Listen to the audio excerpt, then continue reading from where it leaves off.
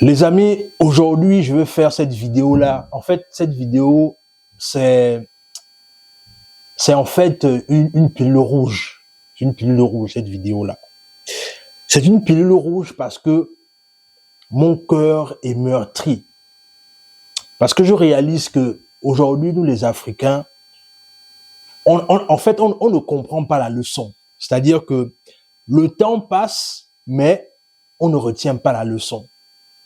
Et peut-être aussi, pour qu'on retienne la leçon, il faut aussi peut-être que les jeunes comme moi davantage, peut-être aussi, commencent à prendre conscience de ce qui se passe actuellement. Parce que vous savez, hein, on arrive dans une phase là où la normale devient la normale devient normale dans l'ère dans laquelle on est aujourd'hui. Et aujourd'hui, je vais parler d'une actualité récente, c'est-à-dire l'actualité du fait que le président de la RDC et le président du Rwanda sont venus aux États-Unis pour venir signer un traité de paix par rapport à la situation qui sévit actuellement à Goma. Mais moi, ce qui me choque dans cette histoire, c'est que comment se fait-il que deux présidents africains n'ont pas pu essayer de trouver un sage africain pour négocier la paix entre eux, en fait. Mais c'est une personne âgée blanche qui va un temps soit peu régler nos problèmes. C'est-à-dire, moi, je ne sais même pas, j'essaie souvent de me dire que est-ce que nous, les Africains, on est même conscients des enjeux? Est-ce que on est véritablement conscient des enjeux? Parce que on sait une chose, c'est que le monde dans lequel on vit, c'est un monde d'intérêt. Et quand le président Trump et le président Tshisekedi et le président Kagame est venu et qu'ils ont signé ce traité-là, mais en vérité, les gens continuent toujours à mourir à Goma. C'est-à-dire, comment est-ce qu'on parle de signer un traité alors que les gens continuent toujours à se faire attaquer? En fait, où est l'erreur en fait? Ou encore on se moque de qui en fait? Mais vous savez, moi je ne veux pas je veux pas en vouloir le président Donald Trump parce qu'en vérité, Trump c'est un homme d'affaires et en vérité, ce qu'il fait c'est normal. Il cherche d'abord les intérêts de son propre pays. Et il faut pas qu'on se mente. La politique, c'est ça. C'est-à-dire la recherche d'abord de ses propres intérêts. Mais la personne qui me fait le plus du mal dans cette histoire, c'est le président de la RDC, Joseph Tshisekedi. Parce que vous savez, peut-être qu'on ne parle pas de ça assez. On ne parle pas peut-être de ça assez. Et peut-être que nous, on ne veut pas peut-être regarder aussi un temps soit peu vers l'histoire. C'est que le président Tshisekedi, son père, Étienne Tshisekedi, a longtemps voulu avoir le pouvoir actuellement que son fils a aujourd'hui. C'est-à-dire que ce monsieur-là s'est battu jusqu'à sa mort et n'a jamais pu accéder au pouvoir au niveau du Congo. Mais, chemin faisant, son fils a réussi à prendre le pouvoir. Mais ce qui aurait été intéressant, c'est que son fils soit la continuité de son père. Son fils aurait pu être la continuité de son père.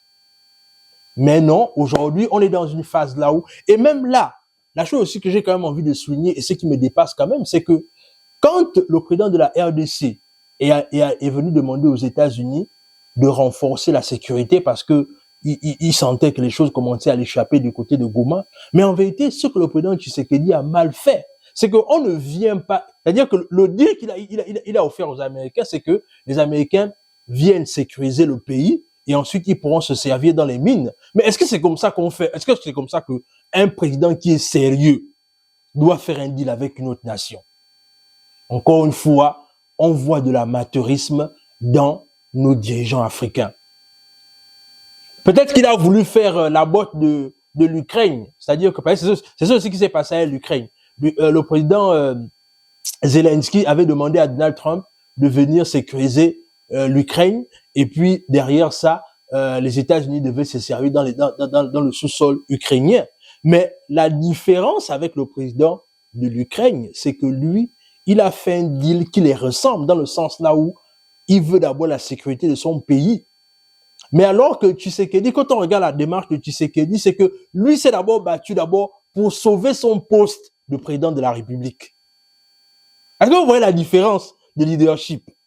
Pendant qu'on a un qui veut sauver son pays, mais on a un autre qui veut sauver son pouvoir. Ouais, c'est ça les présidents africains. Et aujourd'hui, on en est là, en fait. On en est là où aujourd'hui, c'est un papa blanc, parce que disons ça comme ça, c'est un monsieur blanc qui veut venir mettre la paix entre deux frères africains qui se discutent. Est-ce que vous voyez ça? C'est comme si, en fait, on est dans une maison, là où, en fait, deux frères sont en train de se battre. Le papa et la maman n'ont pas pu séparer les deux, mais c'est l'étranger qui vient séparer, en fait, les deux frères. Et la question que je me pose aujourd'hui, c'est que, où sont les sages africains? À quoi nous sert, en fait, cette histoire-là? L'Union africaine. Niambie, vraiment.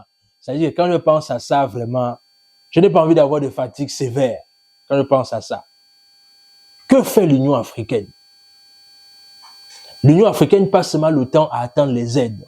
C'est-à-dire qu'ils sont aux abonnés absents, hein, dans les choses les plus cruciaux ou cruciales. C'est vous qui parlez encore le français, moi je connais plus ça. C'est-à-dire que on ne voit pas l'Union africaine. L'Union africaine brille par son absence avec tout ce qu'il y a comme situation catastrophique en Afrique. Mais c'est si demain après-demain, il y a un coup d'État, là on va voir l'Union africaine venir condamner le coup d'État. Là on voit celui qui s'élève en disant ouais, l'Union africaine condamne avec la plus grande énergie ce coup d'État là.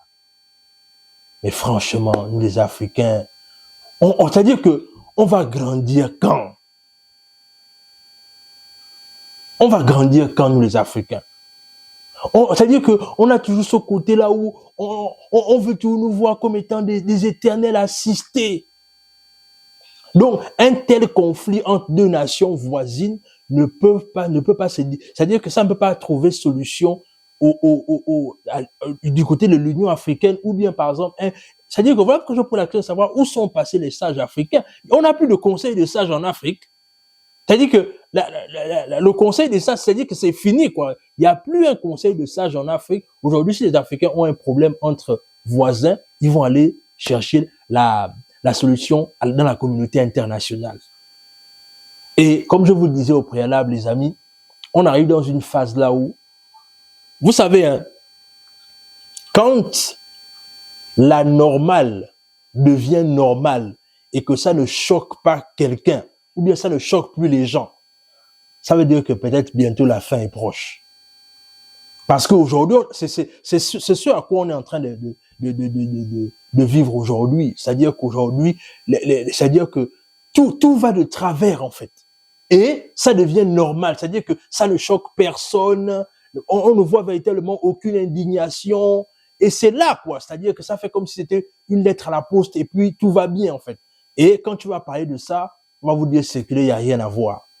Mais c'est ça aujourd'hui l'Afrique.